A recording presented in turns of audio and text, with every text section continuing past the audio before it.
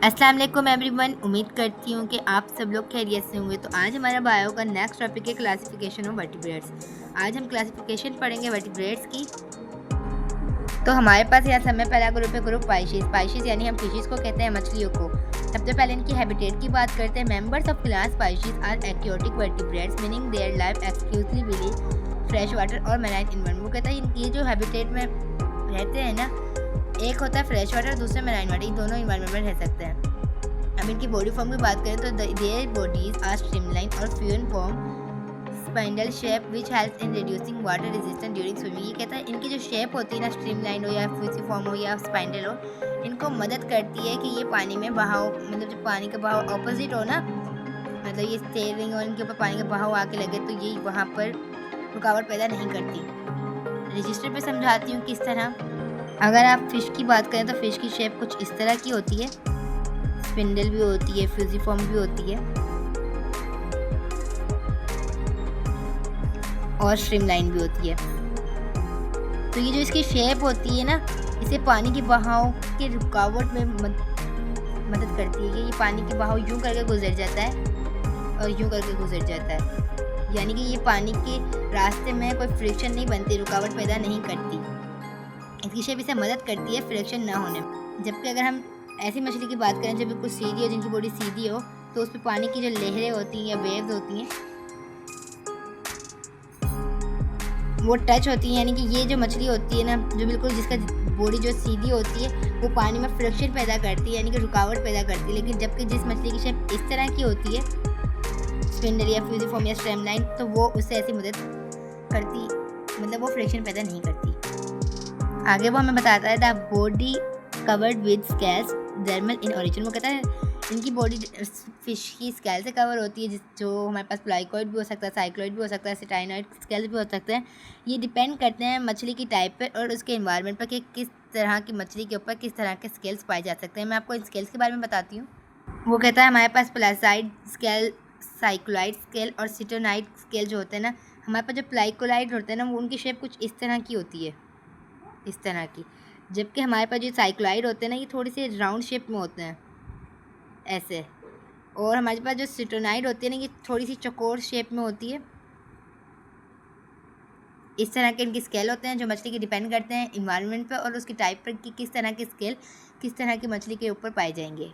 अब इन फिशेस के अंदर जो स्केलेटन पाया जाता है वो कुछ कार्टिलेजिनियस होता है, जैसे शार्क या रेज में पाया जाता है, और दूसरा बोनी होता है जो कि मॉडर्न फिश में पाया जाता है। मतलब कार्टिलेजिनियस जिसके अंदर नरम बॉडी पाई जाए, और बोनी यानी कि सख्त जैसे हड्डियाँ होती हैं।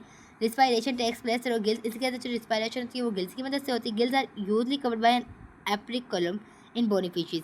वो कहता है गिल्स जो होता है ना, वो कवर होते हैं ऑप्रिकुलम से, और यहाँ पे जो ऑप्रिकुलम का काम है ना, वो ये है कि जब पानी का बहाव मछली की ऑपोजिट डायरेक्शन, यानी कि मछली यूँ आते रहेगी और पानी का बहाव भी यूँ हो, तो मछली अपने मुंह से पानी अंदर लेगी और वो जो गिल्स हैं वो उसे बाहर निकाल देगा ऑप्रिकुलम की मदद से, और जो उसके अंदर ऑक्सीजन है वो मछली की बॉडी यूज़ कर लेगी। अच्छा, आगे वो कहता है इसका जो हमारे पास होता है क्लोज सर्कुलेटरी सिस्टम होता है, यानी कि इनके अंदर जो ब्लड होता है वो ब्लड वेसल्स के अंदर ट्रेवल करता है। इसका जो हार्ट होता है वो 2 चैम्बर होता है, यानी कि 1 auricle and 1 ventricle. Blood circulation is single and incomplete, यानी कि इसके अंदर जो ब्लड सर्कुलेशन होती है वो सिंगल होती है, क्योंकि ये 2 चैम्बर होता है। लोकोमोशन यानी कि ये मूवमेंट कैसे करती है, is achieve with the help of paired and unpaired fin. अब फिन्स क्या होते हैं, हमारे पास फिन्स ये होते हैं, जैसे आप इस मछली का देख रहे हैं, यहाँ से सही से नजर आ रहा है, ये फिन्स होते हैं जो इन्हें मदद करते हैं। इसको हम टेल फिन्स कहते हैं। ये बाकी फिन्स होते हैं, ये मछली को मदद करते हैं मूवमेंट शो करने में या लोकोमोशन जाहिर करने में। अब वो आगे कहता है कि fins also provide balance and direction during swimming. वो कहता है ये जो फिन्स होते हैं ना इनके पास, ये इनको मदद करते हैं एक तो मोशन में, और दूसरा इनको इनकी डायरेक्शन मोड़ने में, रोटेट करवाने में भी इनको मदद करते हैं। Mostly are oviparous. ओविपेरस वो जानदार जो अंडे देते हैं, यानी कि egg laying. But some are viviparous, यानी कि वो जो बच्चे देते हैं, give birth to young ones. इनके अंदर जो फर्टिलाइजेशन होती है वो एक्सटर्नल भी होती है और इंटरनल भी होती है। एक्सटर्नल में हमारे पास बोनी फिशेज आ जाती है, जबकि इंटरनल में कार्टिलेजिनियस फिशेज आ जाती है। अब मैं आपको बताती हूँ कि एक्सटर्नल और इंटरनल में हमारे पास क्या फ़ायदे हैं। हमारे पास एक्सटर्नल में तो नुकसान ही होता है कि भाई कोई फिशेज अगर मतलब उन्हें सूटेबल इन्वायरमेंट नहीं मिलता है, जबकि इंटरनल में हमारे पास, क्योंकि जब वो एग जो होंगे वो इंटरनल होंगे ना, तो वो प्रोटेक्ट होंगे, जबकि एक्सटर्नल में ऐसा नहीं होगा। फिर उसके बाद वो कहता है कि हमारे पास यहाँ कहता है कि एक्टोथर्मिक कोल्ड ब्लडेड होते हैं, यानी कि वो ऑर्गेनिज्म जो आउटसाइड के टेम्परेचर पे डिपेंड करते हो अच्छा, आगे meaning their body temperature varies with the environment. वही बात कि एक्टोथर्मिक क्या होता है, एक्टो का मतलब होता है आउटसाइड, थर्मो का मतलब होता है टेम्परेचर, यानी कि वो ऑर्गेनिज्म या वो फिशेज जो डिपेंड करती हैं आउटसाइड के टेम्परेचर पर। तो यहीं तक आज। अब हमने फाइशिस की कैरेक्टरिस्टिक्स पढ़ ली हैं, अब हम आगे इसकी क्लासेस पढ़ते हैं। इसके अंदर 4 क्लासेस पाई जाती हैं, मतलब 3 होती है क्लासेस, क्योंकि हमारे पास 7 क्लासेस होती हैं, जिनको हम वर्टिब्रेट्स में 2 ग्रुप्स में डिवाइड कर देते हैं। 3 फाइशिस में आ जाती हैं और बाकी जो 4 होती है वो टेट्रापोडा में आ जाती है। तो यहाँ पे हम क्लास मैक्सिनी और क्लास सेफालिसिप्रोमॉर्फी को हम एक नाम देते हैं, उसका नाम है साइक्लोस्टोमेटा। अगर कहीं साइक्लोस्टोमेटा आ भी जाए तो आप लोगों ने कंफ्यूज नहीं होना, आपने इन दोनों को मिला के लिख देना। अगर वो अलग दे तो ये अलग दे तो ये, वरना अगर ये वाला नाम आ जाए तो आपने ये दोनों मिला के लिख देना। अब इनके अंदर ना 2 किस्म की टाइप होती हैं, एक जॉलेस फिशेज होती हैं और एक जॉट, यानी कि वो जिनके पास जबड़े होते हैं और दूसरे वो मतलब जबड़े नहीं होते, जिनके पास जबड़े होते हैं।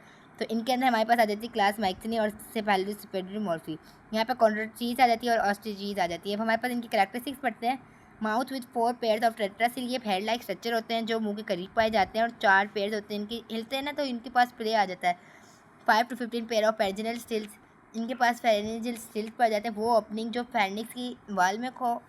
इसकी एग्जांपल हम हैगफिश ले सकते हैं। Sucking mouth 7 pair of pharyngeal slits, यानी कि वो ओपनिंग जो फेनिक्स की वाल में, और सकिंग माउथ यानी कि ये पानी को चूस लेते हैं, यानी कि अगर ये किसी की बॉडी से चिपके तो खून चूस लेते हैं ना, वो वाली बात हो जाती है। इसकी एग्जांपल है लैम्परी। बाकी हमारे पास आती है क्लास कॉन्ट्रीचीज कार्टिलेजिनियस स्केलेटन, यानी कि जो स्केलेटन होता है वो नरम होता है। टैल्फिन होती है, टैल्फिन मैंने आपको भी बताई थी, with large upper lobe and leg, swim bladder और लंग्स। इसमें आ जाती है एग्जाम्पल शार्क्स, कैट्स, रेडफिश। ऑस्ट्रिचीज की बात करें तो यहाँ पे बोन स्केलेटन, यानी कि वो स्केलेटन जो बोन्स पे मुश्तमिल हो। Pneumatic sac function as lung और स्विम ब्लैडर। स्विम ब्लैडर यानी कि आपने देखे होंगे अक्सर मछलियों को जो मोटी हो जाती हैं, अपने अंदर हवा भर लेती हैं और फिर पानी की सतह पर आ जाती हैं। जब उन्होंने पानी के अंदर जाना होता है तो वो हवा मुँह से निकाल देती हैं और उसके बाद पानी में नीचे आ जाती हैं। तो इस वाले अमल को हम स्विम ब्लैडर कहते हैं। मतलब स्विम ब्लैडर ऐसी जगह स्ट्रक्चर होता है जिसके अंदर वो अपनी हवा भरती हैं मुँह से और फूल कर पानी की सतह पर आ जाती हैं, जबकि इस वाले फंक्शन को हम कहते हैं बॉयंसी। तो इसकी एग्जांपल हमारे पास लंगफिश है और कॉइली कैट्स है। तो उम्मीद करती हूँ कि आज का टॉपिक आप सबको समझ में आ गया होगा। तो आज का टॉपिक हमारा यहीं ख़त्म होता है। इंशाल्लाह फिर मिलेंगे नेक्स्ट टॉपिक के साथ। ओके, अल्लाह हाफिज़।